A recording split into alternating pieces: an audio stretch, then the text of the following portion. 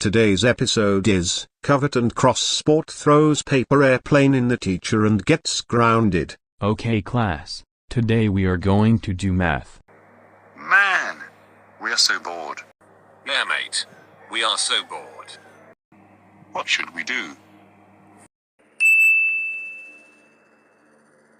We know what to do. We are going to throw paper airplanes in the teacher. Ha ha ha ha ha ha ha. Covet, that's a good idea. Let's do it. 3, 2, 1, paper airplane!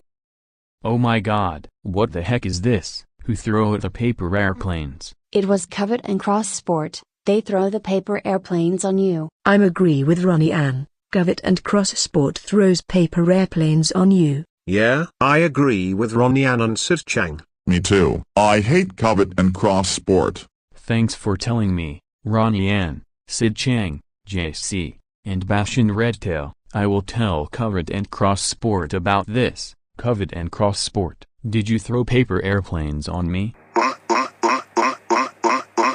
Yes, we did. That's it. Go to MuYe's principal office. No. So Covet and CrossSport, what brings you here? We throw the paper airplanes on the teacher.